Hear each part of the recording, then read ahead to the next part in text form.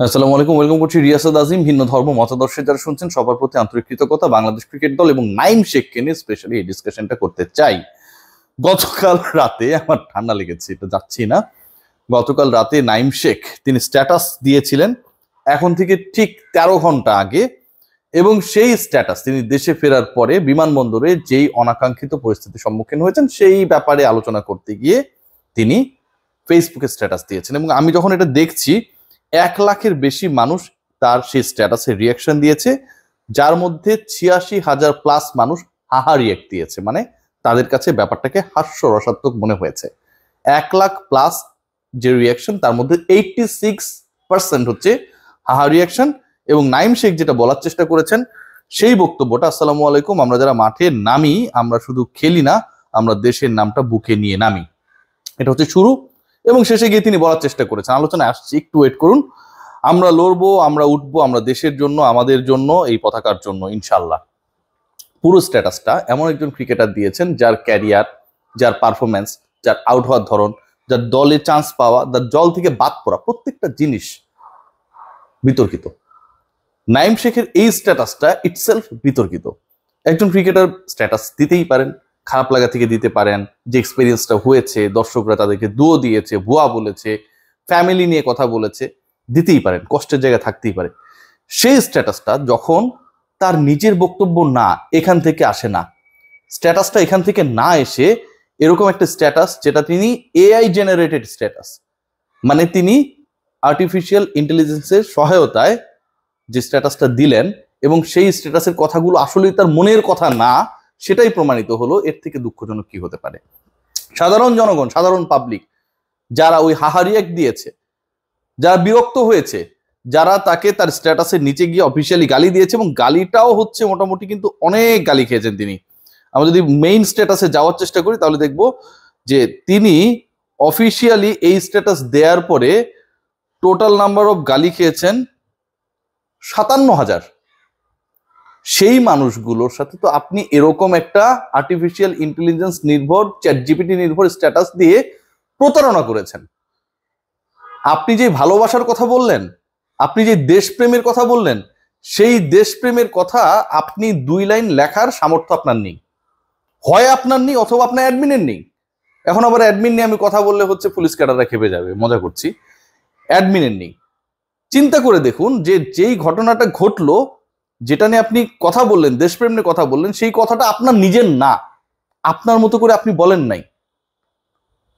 আপনার থেকে তো রিপন মিয়াও ভালো আছে, সে তার মতো করে কথা বলতো, তার ভাষায় কথা বলতো। I am YouTube.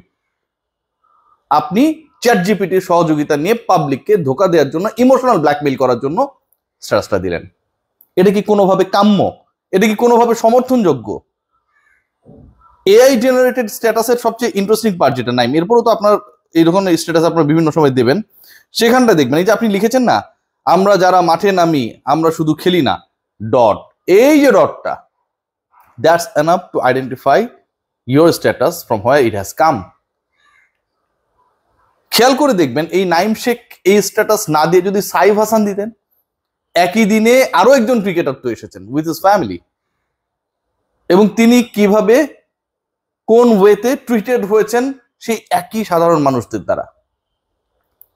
তার ট্রিটমেন্ট, নাইমদের ট্রিটমেন্টের ভিন্নতা হচ্ছে দায়িত্ববোধের জায়গায় আপনি আসলে আপনার পারফরমেন্সটা দেখাতে পারেন নাই। আপনি দেশের জন্য খেলেন, দেশের পতাকার জন্য খেলেন, বাংলাদেশকে জেতাতেই নামেন, তাহলে ছটপট করে আউটটা হন কেন?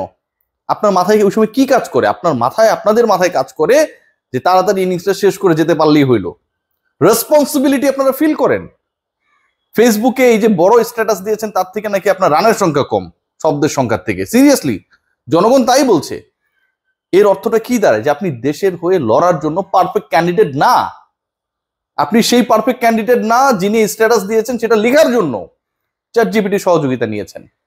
এই ঘটনা যখন ঘটবে তখন আপনাদেরকে দুয়ো শুনতে হবেই। নিরাপত্তা নিয়ে আমার অবশ্যই প্রশ্ন রয়েছে।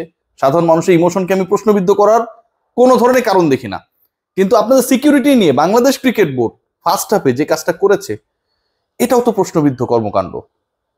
এতগুলো ক্রিকেটার আসছে, পুরো বাংলাদেশ এদের উপরে খ্যাপা, ওই একই জায়গা দিয়ে এদেরকে বের করতে হবে, জায়গাটা ক্লিয়ার করা যেত না? রাজনৈতিক দলের কোন নেতা আসবে সে কারণে হচ্ছে কর্মীরা সেখানটায় গিয়ে হাজির হয়েছে। ভাই, যেই রাজনৈতিক দলের কর্মীরাই সেখানটায় যাক না কেন, ক্রিকেটটা তারাও দেখে। ক্রিকেট বাংলাদেশের রাজনীতির ঊর্ধ্বে, এটাকে মেলানোর কোনো সুযোগ নেই। আপনারা দেখেছেন, আপনারা তো বিদেশে ছিলেন, স্বর্ণের দাম বাড়ছে, হয়তো দুবাই গোল্ড মার্কেটে আপনারা অনেক বিজি ছিলেন। আপনারা দেখেছেন যে সামান্য কিছু বেতন বৃদ্ধির জন্য আমাদের শিক্ষকেরা রাস্তায় নেমে অনাহারে থাকছে, অনশন করছে, পুলিশ তাদের উপর ব্যারিকেড দিয়ে রাখছে, জল কামান নিক্ষেপ করে হয়তো সবসময় মাঝে মাঝে এরকম ঘটনাও ঘটে সামান্য কয়েকটা টাকার জন্য, সামান্য একটু বেতন বৃদ্ধির জন্য। আর আপনারা একটা ম্যাচ খেললেই মিনিমাম 3 লাখ টাকার উপরে পান। আপনাদের রেসপন্সিবিলিটি কোথায় তাহলে?